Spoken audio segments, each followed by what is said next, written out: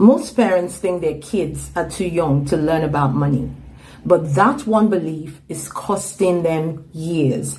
Now, if you've ever thought, oh, my child is only 4, they're only 7, they're just 10, we can deal with money maybe when they're teenagers, this video is for you.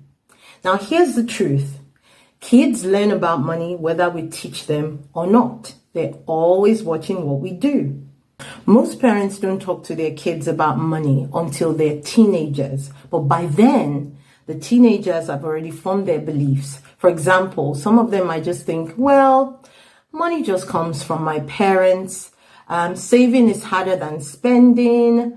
And if I make any money mistake, mommy or daddy will fix it.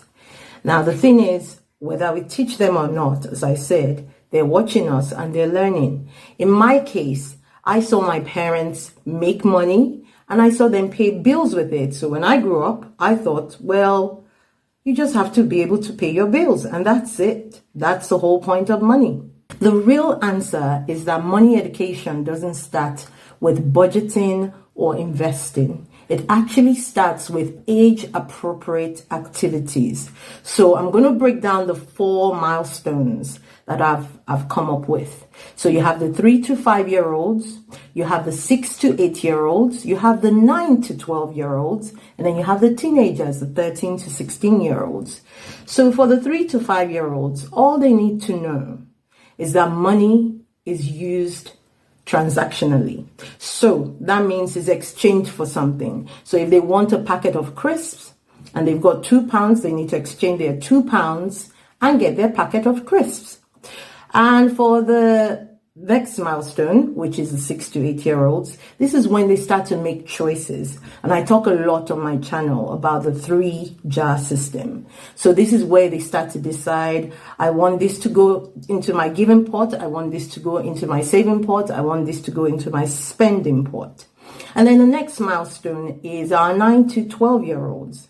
Now, the 9 to 12-year-olds, this is where things start to get a little bit more interesting. We want them to start planning and we want them to understand that effort produces reward. So at this point, you might start to do things like, earning to do things around the house for money, and also planning for maybe a goal, something they want to save for.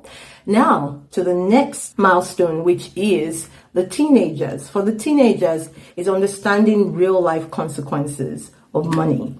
If you run out of money, there's no one to rescue you. You made a money mistake and eventually it will get fixed. But you need to learn that when you do this, this is the effect of what you did. And that's it really for the 4 milestones. So if you're wondering, what can I start doing today?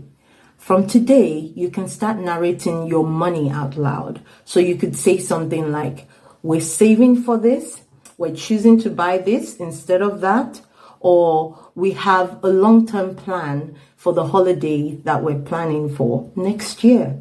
So it's not about long lectures. It's just about using the language gradually, and then your children will start to pick up that talking about money is a normal conversation. If this feels good and simple, that's the point. I created a step-by-step guide for parents who want to start talking to their children about money without feeling the sense of overwhelm. So I'm going to put that description in the link below, and we'll see you in our next video. Bye for now.